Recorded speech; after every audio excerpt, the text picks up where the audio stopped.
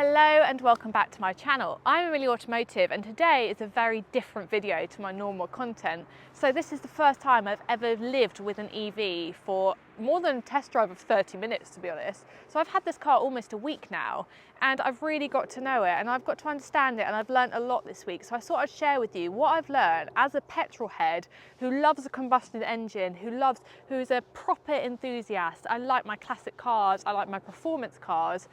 Obviously, EVs are very different, so I'm going to take you through how I feel about them, how I feel about the car itself, and how I've got on this week, really. So let's go have a look around it.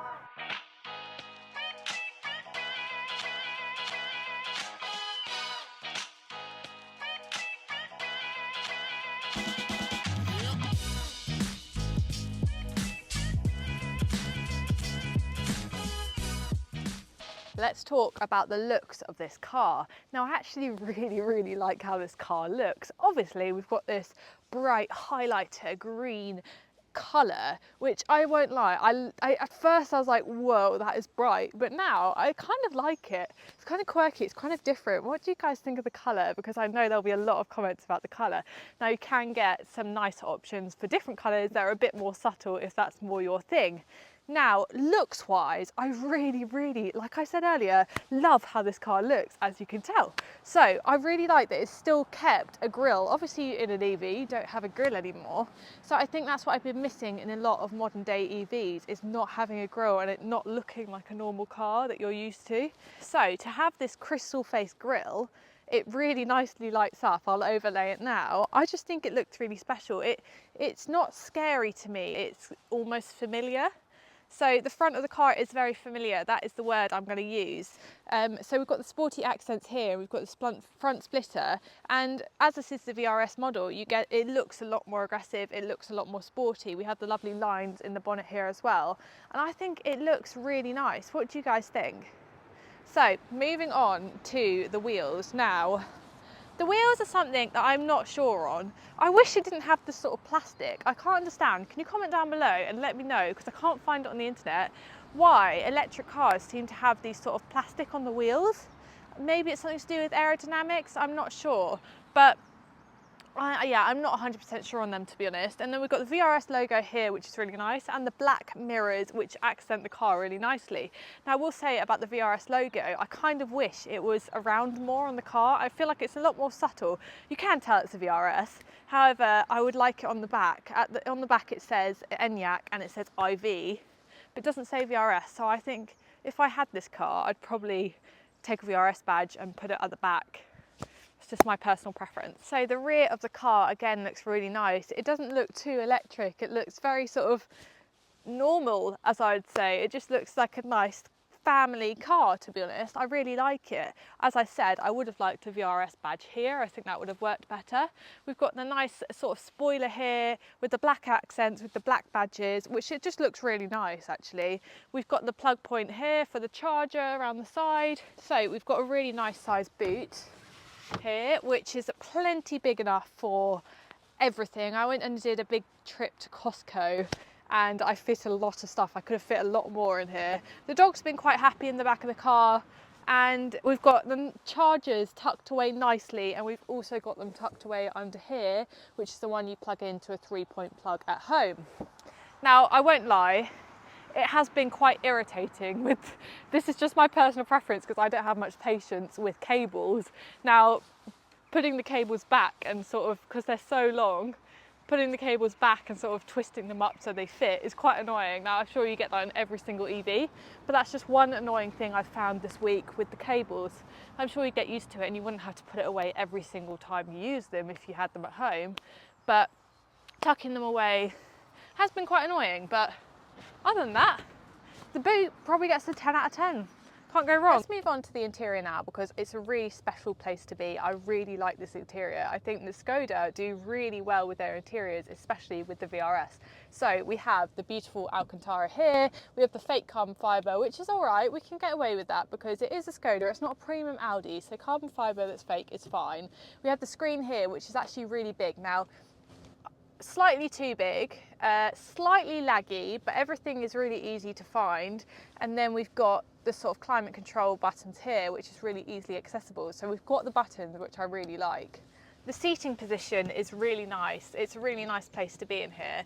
Now, the seats are very comfortable. We've got lumbar sport on both, and the back is loads of room for kids. My niece sat in there and she was really pleased about it. We've got a windscreen shade, which I think is a really great feature, especially if you've got young children.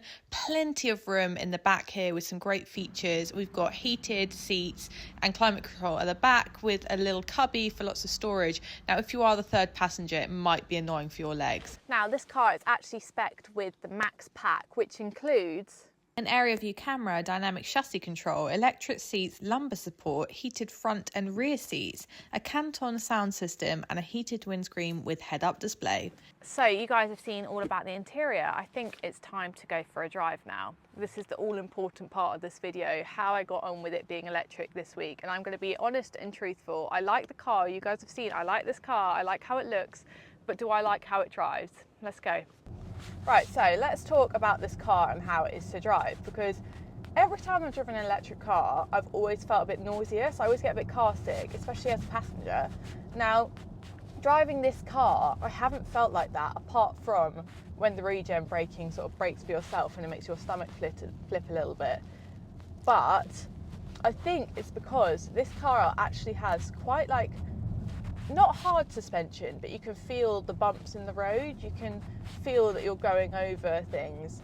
And I think that makes all the difference in driving the car, because it doesn't feel like you're sort of just gliding along.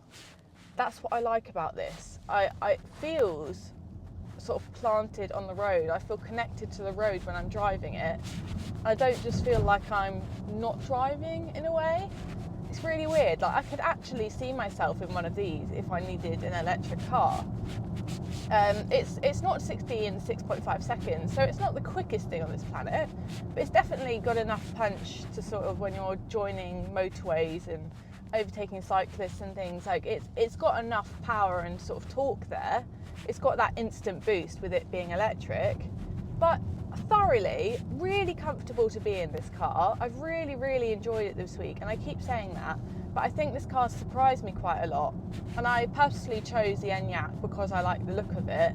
So I thought I'd talk about charging and how I got on with it this week. So I found a charger. The supercharger on this was taken, so I'd used the other one.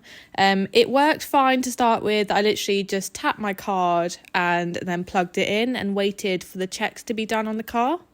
This didn't take very long at all. It literally did all the safety checks and then it was ready to go. So at this point, I left it and I thought it would be absolutely fine. I'd locked the car and it was all good. Now, it did take £45 out my account, I think just as a holding fee to make sure you have money in your account. This was returned to me.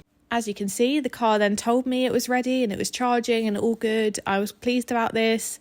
I then came back and it had an error, so I then had to go and find another charging point the next day.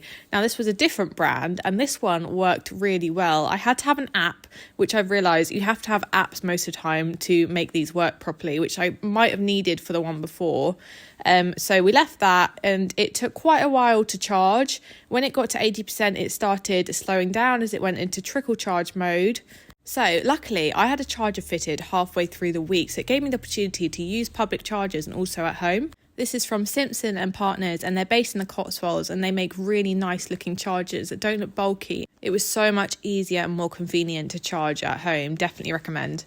So as you can see, I did have a little bit of trouble with the charging. I think it's because I wasn't educated with it. I wanted to go in without knowing how to do it. I just wanted to give it a go. And I think it worked in the end. I think for me, if you're relying on superchargers, it's not affordable to have an electric car. However, if you've got a charger at home, it makes all the difference because you can have a special tariff and charge it overnight, and it's just super easy. Now, if you're not going too far every day, say you're going sort of 50 miles every day, I think an electric car would be sort of perfect for you, because you go 50 miles there, 50 miles back, you don't have to charge it, you just go home. I think for long journeys, charging it can be a bit stressful, but you have to, if you're going on a long journey, you just have to add that time in, I guess, and plan your routes more. So let's talk statistics and data, because I know a lot of you like to hear about the data. This has a WLTP range, combined range of about 320 miles 320 miles. I don't know why I was going to say miles per hour. My head's still in petrol mode. So I didn't realise you were only meant to charge the car to about 80%.